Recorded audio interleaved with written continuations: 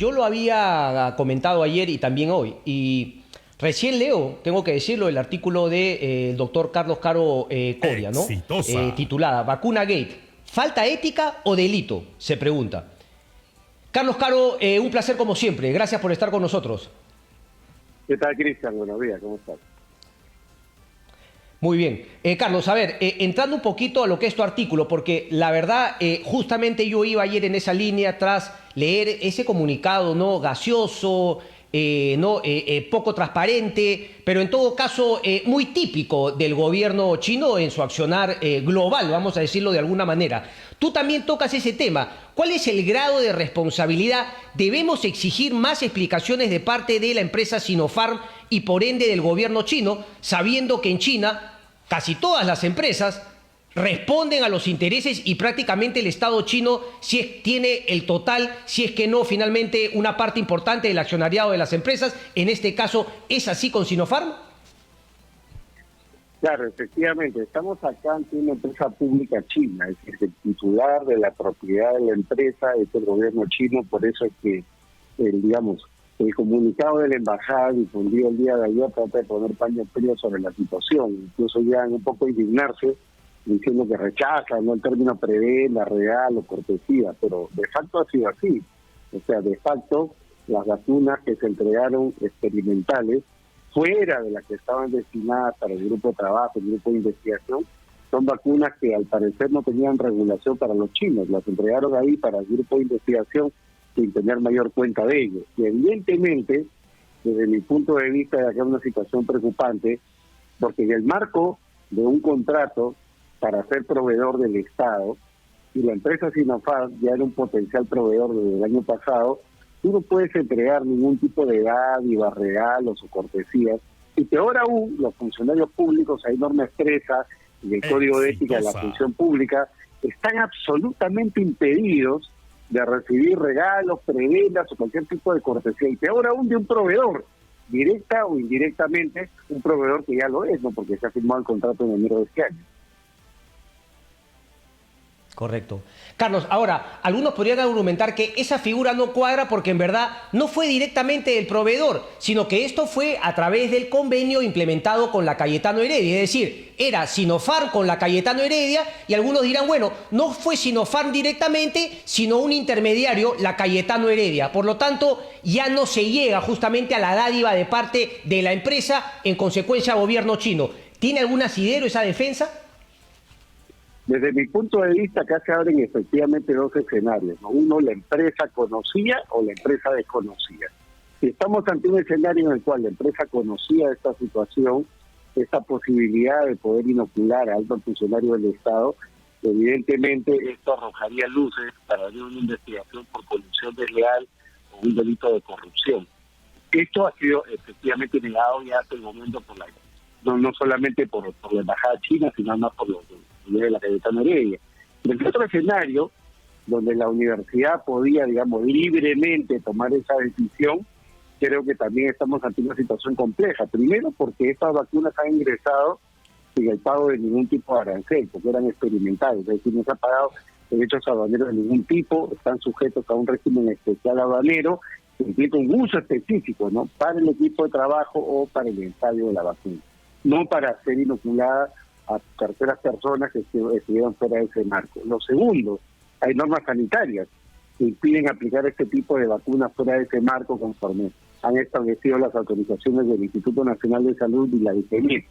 Y por otro lado, recordemos que estamos acá ante una situación de emergencia sanitaria, donde este tipo de bienes preciados, este elixir, se convierte pues en algo escaso, algo difícil de conseguir, y efectivamente en ese contexto, por tratarse de, objetos o bienes que tienen una finalidad asistencial, no se puede utilizar a diestra y siniestra como si fuera mercancía a cambio de qué. O sea, mi hipótesis es que acá, por andas o por mangas, ha habido una suerte de mercado negro, no porque se haya pagado el mejor postor, sino porque se ha utilizado la vacuna de forma discriminatoria, a dedo, a escondidas, en secreto. Eso es un mercado negro.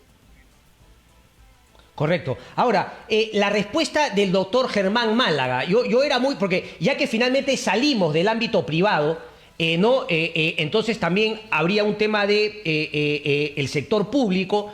Pero en el sector privado, el señor Germán Málaga y la Universidad Cayetano, parece que también lo ha hecho Universidad Nacional Mayor de San Marcos, pero ¿cuál es el grado de responsabilidad penal que tendría el doctor Málaga, aunque él ha dicho 2 nombres más, ahorita lo voy a recordar, que ellos habrían decidido los criterios con el cual se elegía a las personas? ¿Tiene algún asidero ese argumento? Es decir, ¿él tendría que justificar los criterios o en verdad, digamos, estamos en una zona tan gris del derecho que el señor Germán Málaga podrá decir, bueno, yo pedí las 3.000 dosis de vacuna, nada de placebo o de ensayo de vacuna, y yo dispuse de dárselas a quien mejor me parecía, porque ese ha sido el argumento un poco, yo no tuve ninguna intención política, solo era una cortesía con el presidente. Me parece alucinante, pero digamos, ¿se le escapa del derecho penal el señor Germán Málaga esas declaraciones por estar en el sector privado?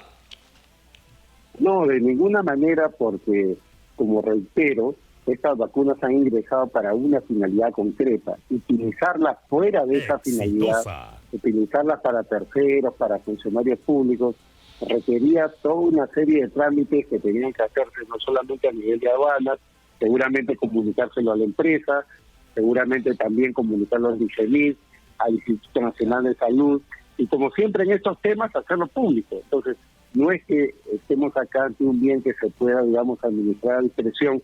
La relación no es una relación entre privados, es una relación de derecho público, porque, como reitero, hay acá legislación aduanera, legislación sanitaria, hay un reglamento que pocos tienen en cuenta, que es el reglamento de ensayos clínicos, que es el decreto supremo número 021-2017 del sector salud, que dice claramente que este tipo de, digamos, sustancias experimentales se tienen que usar bajo un marco muy específico y salirse de él implica una serie de infracciones administrativas o eventualmente penales.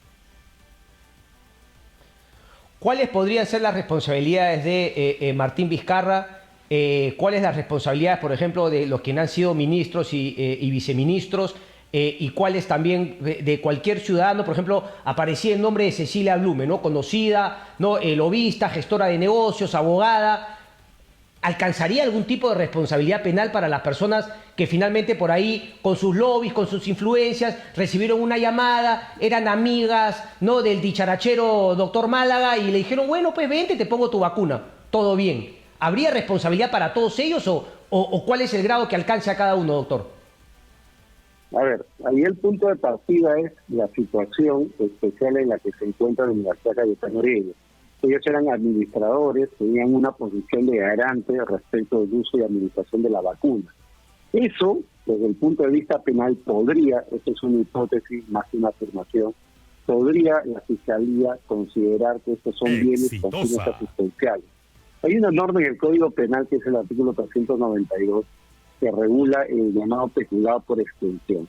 Eso significa que si Carlos Cara, por ejemplo, que es un privado, recibe una donación en tiempos de pandemia, en tiempos especiales de emergencia, y yo lo utilizo a discreción, engañando al público, engañando a los donantes, y lo regalo, lo uso, me lo apropio, eso me convierte a mí en autor de peculado. Es decir, paso a ser como un funcionario público. Aunque los bienes sean privados, aunque yo sea un privado, me convierto casi para el derecho penal en un funcionario público con esta forma de peculado por extensión. Entonces, según la ley, la pena sería de hasta 8 años, que yo incurro en una mala administración, en este caso de las vacunas, y para las personas que lo han recibido, ya la jurisprudencia del Tribunal Constitucional, en el caso de Bedoya de Vivanco, recordemos el caso del live video, por recibir el dinero, zanjó de que esto podía ser un caso de peculado a favor de terceros, donde la pena, en este caso para Luis Bedoya de Vivanco, fue la pena del cómplice, ¿no? Es decir, la pena del cómplice que puede ser la del autor. Es decir, tanto se sanciona como el que administra y se apropia como el que recibe.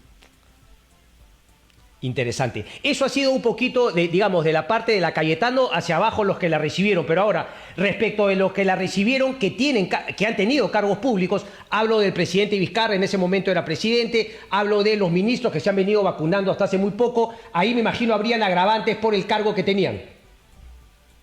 Efectivamente, hay agravantes en el Código Penal, genéricas, es decir, que dentro de los márgenes previstos en la pena considerarían el alto cargo que ha tenido el presidente, la situación de pandemia y la escasez del bien, ¿no? Serían 3 agravantes muy claras acá para el caso concreto. Correcto, correcto. ¿Qué más debería hacer o qué te parece? Porque claro, por un lado está el Congreso de la República haciendo sus investigaciones, el Ejecutivo también va a hacer una investigación, va a ser importante también para que Sagasti de alguna manera pueda desmarcarse de todo este vacunagate, pero ¿qué más debería hacer el Ministerio Público? ¿Cómo lo viene manejando el Ministerio Público desde tu punto de vista? Y te hago la pregunta sin nombre, pero quizá estoy exagerando, pero no cabe aquí ninguna detención preliminar, el hecho de el temor a poder borrar archivos o que no queden ninguna pruebas, o te parece que eso sería exagerado? A mí, Cristian, me sorprende muchísimo la inacción de la Fiscalía. Esta noticia se ha conocido desde el miércoles pasado, hace 6 días, y la Fiscalía, por la presión, digamos, mediática, por la presión de la opinión pública, recién abrió investigación preliminar el día domingo en la noche, y el documento recién se ha conocido el día de ayer. Esto, en circunstancias normales, implicaría que los fiscales hagan una visita, por decirlo menos, no un allanamiento, pero por lo menos una visita inopinada, una inspección en la Universidad Cayetano Heredia, pidan información, vayan a aduanas y pidan información, vayan al MINSA, pidan información a Relaciones Exteriores, es decir, lo que nosotros conocemos y vemos todo el tiempo en el caso de Lavajato, por ejemplo, ¿no? Entonces, para este tipo de casos, el Código Procesal Penal es absolutamente amplio y generoso, empodera completamente al Ministerio Público. Y en este caso lo que hemos visto más bien una dejadez, una suerte de negligencia de parte de la Fiscalía de la Nación, que ha intervenido o ha tomado decisiones recién el día domingo en la noche, lunes, y hasta el día de hoy pues no hemos visto nada concreto respecto a las investigaciones, porque como tú bien dices, el sentido común nos lo manda, evidentemente con el paso de las obras, con el paso del tiempo, las huellas desaparecen, los documentos se arreglan, etcétera, etcétera, etcétera, y para cautelar, digamos, la cadena probatoria, la cadena de prueba, es importante que la Fiscalía intervenga de inmediato, cosa que no está pasando hasta este momento. Correcto. Carlos Caro, un placer como siempre, estaremos atentos y entonces de aquí también la presión. Ahora, por el lado del Ejecutivo y del Congreso, claro, esas ya tienen siempre un matiz más político, pero lo que hay que exigir ya es respecto al Ministerio Público y por qué justamente se está demorando. Un tema que no sea allanamiento, pero finalmente recabar información, pero me parece a mí, no sé si tú compartes con este término, que el señor Germán Málaga y los doctores que repartían la vacuna a diestra y siniestra son fundamentales para luego ir para arriba quiénes eran las autoridades políticas y finalmente para abajo qué otros regalitos y qué otros intereses habían en la forma como se dieron esas vacunas. Desde luego, yo creo que están todos en la posibilidad de acogerse a la competición sincera, de ser el caso una colaboración eficaz, pero desde luego que acá, digamos, hay una misión de la Fiscalía que es descubrir la verdad, y por el lado del Ejecutivo, lo que ya he mencionado varias veces, creo que esta es una alerta para liberalizar el tema de las vacunas. Mi punto de vista es que el gobierno necesita el sector privado para inocular la vacuna a todos los peruanos de forma rápida e inmediata, ¿no? Esa regla de que solamente el Estado, solamente el gobierno es el que tiene que importar, es una regla que va a ralentizar todo este proceso. Interesante. Una última, porque aquí veo, por ejemplo, que también me ha llamado la atención con mucha pena, la doctora Patricia García, ¿no? También está en la lista y en su tuit ella coloca: tal como se establece en el protocolo aprobado por el Instituto Nacional de Salud, recibí voluntariamente la vacuna. Bueno, eso voluntariamente parece chiste, ¿no? Porque obviamente voluntariamente todos se ponen la vacuna, pero una cosa es ser voluntario, no quieran confundir voluntario de un ensayo clínico y otra cosa es ponerte la vacuna. Eso de voluntariamente nadie lo obligó a Patricia García, claro está. Pero bueno, en fin, me imagino que lo utiliza para confundir. Como personal ligado al proyecto como consultante en salud pública. La vacunación al personal se utiliza en ensayos clínicos de vacunas COVID en otros países. Soy investigadora, trabajo en Cayetano, manejo varios proyectos sobre COVID y no ejerzo ningún cargo público.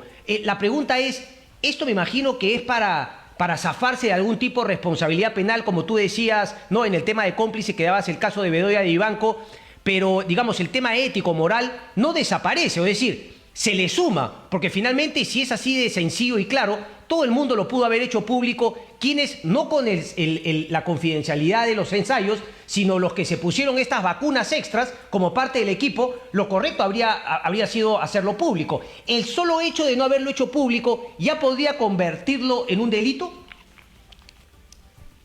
Bueno, si esto se hubiera hecho público, evidentemente se hubieran tenido que establecer reglas, ¿no? y las reglas son las que ya están ahora reguladas de la fase de la vacunación. Entonces, todas estas vacunas, antes que inoculárselas a las altas autoridades, hubieran tenido que empezar por el personal médico, bomberos, policías, etcétera, todo lo que ya se ha dicho acá, ¿no? Por lo tanto, lo que está confesando ahora la señora García, desde mi punto de vista, no borra para nada lo que ha sucedido, y evidentemente estamos acá nuevamente, lamentablemente, ante una nueva situación de abuso de poder. Ha habido un abuso de poder, ha habido una suerte de connivencia entre, digamos, funcionarios o malos funcionarios de la universidad y algunas autoridades políticas para inocularse la vacuna de forma privada. Correcto. Carlos Cori, un placer como siempre. Muchísimas gracias. Abrazo. Gracias. Buen día. Hasta luego. Chao.